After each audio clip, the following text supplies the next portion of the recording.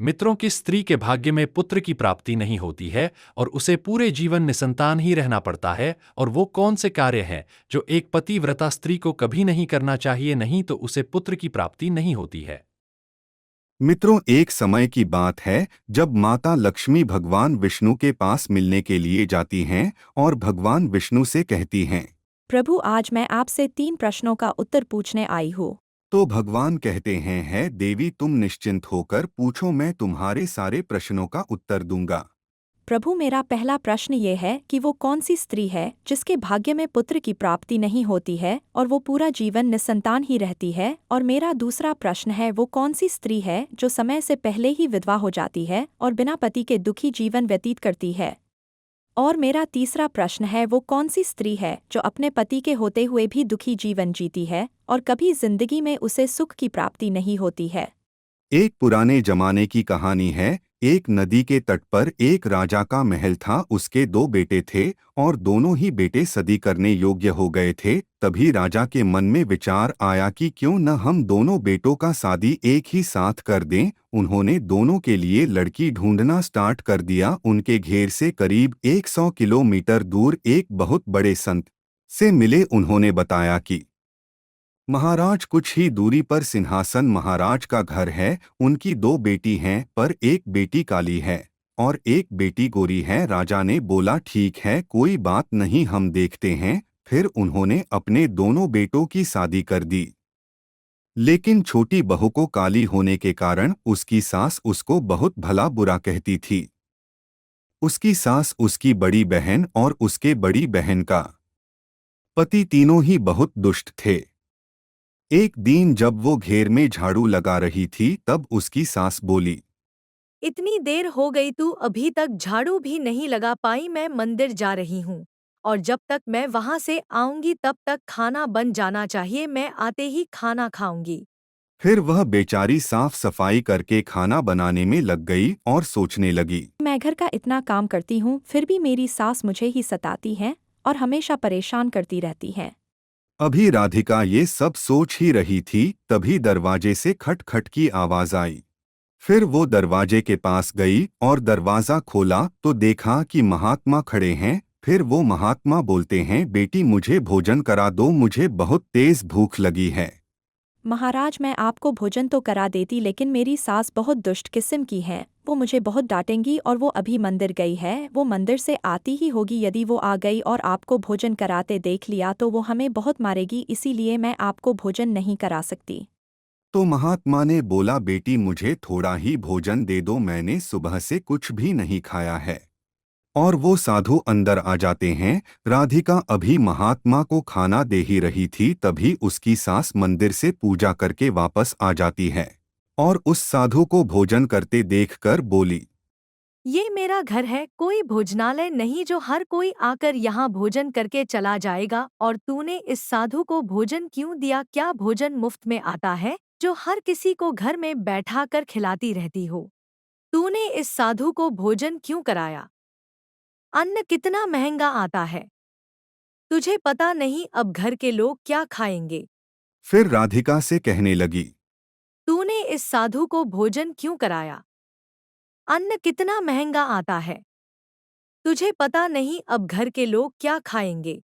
और यह सुनाते हुए उस महात्मा बेचारे को धक्के मारकर बाहर निकाल दिया और उसका खाना भी फेंक दिया। तो राधिका डरते हुए बोली, साधु बहुत भूखा था, इसीलिए मैंने उसे भोजन दे दिया।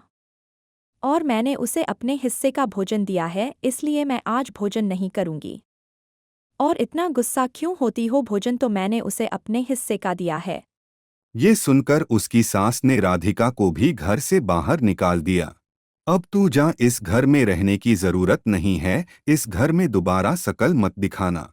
राधिका दरवाजे के बाहर रात भर बैठकर रोती रही, लेकिन उसकी सास ने दरवाजा नहीं खोला। और फिर राधिका ने सोचा, अब मुझे मायके ही जाना पड़ेगा। राधिका मायके जाने लगती है तो रास्ते में एक जंगल पड़ता है। राधिका भूखी प्यासी थी, तभी रास्ते में बारिश होने लगती है और राधिका एक पेड़ के नीचे बैठ जाती है। लेकिन फिर भी बारिश की बूंदें उसके ऊपर गिरती रहती है और वो भीगने लगती है। तभी उसको एक और घना पेड़ दिखता है जो काफी बड़ा था, तो वो वहां जाकर बैठ जाती है और रोने लगती है।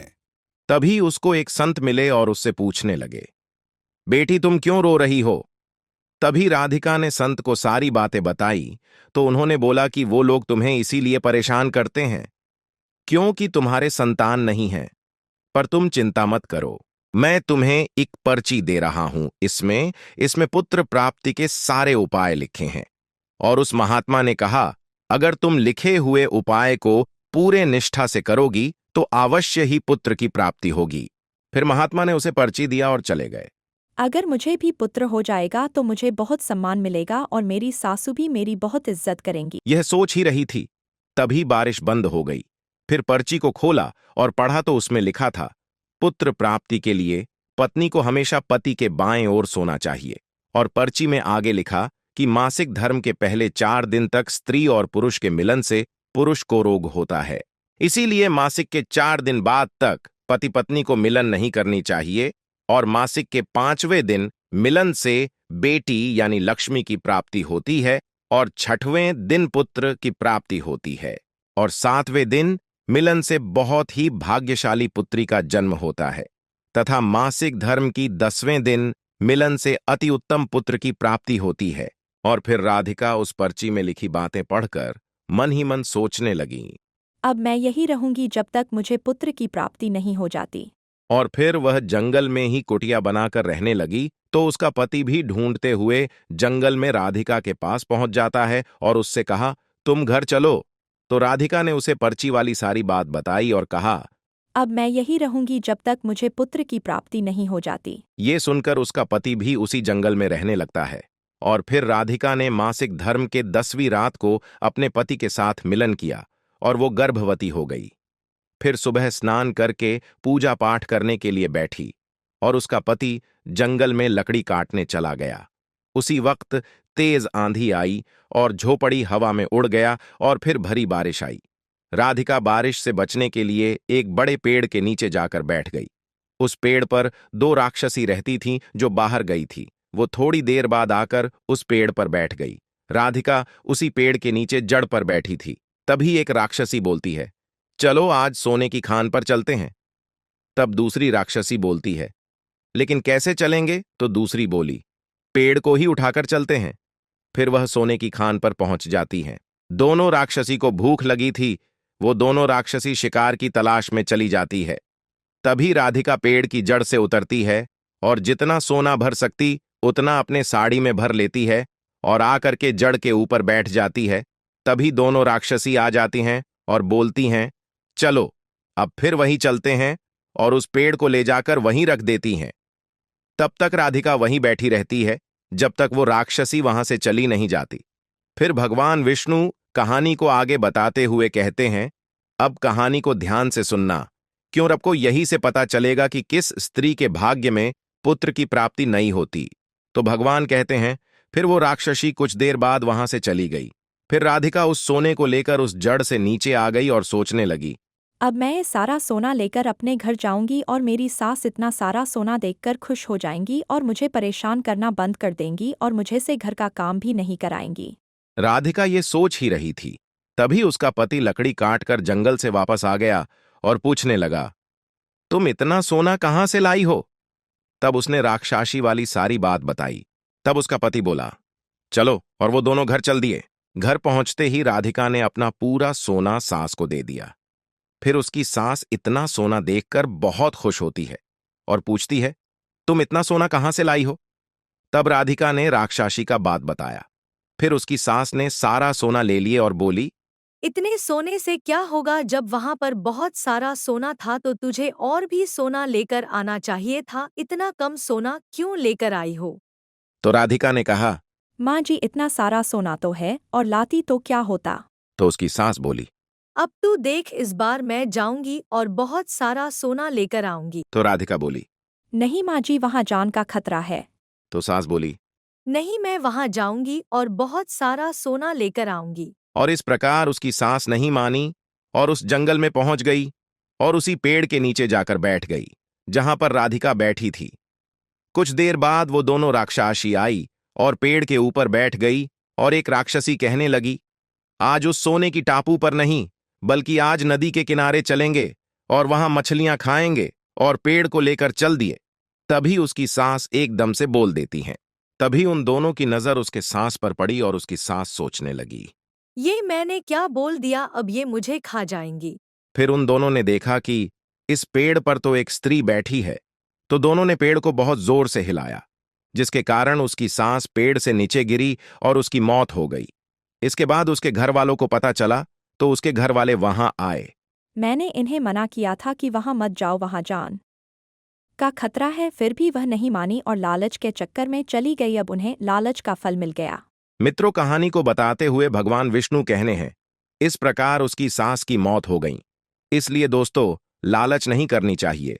और फिर कुछ समय बाद राधिका को एक पुत्र हुआ, और पुत्र होने के बाद राधिका बहुत खुश थी। जिसके बाद राधिका एक भंडारा रखी, जिसमें राधिका ने बहुत बड़े पंडितों और संत महात्माओं को बुलवाया और भोजन कराया। सभी महात्माओं ने उसे खूब आशीर्वाद दिया। उधर राजा के बड़े बेटे की बहू का मुंह बंद हो गया, जो हमेशा राधिका को ताना मरती थी। भगवान विष्णु कहते हैं, मेरी कथा समाप्त हो गई।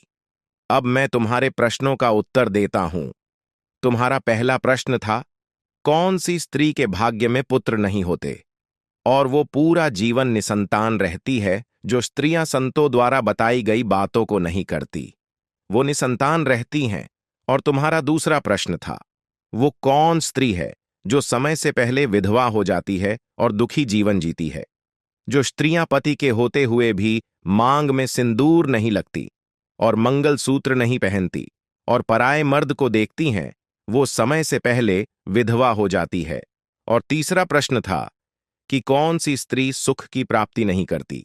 वो स्त्री जो सुबह नहीं उठती और बिना नहाए खाना बनाती है, वो कभी सुखी जीवन का आनंद नहीं ले पाती।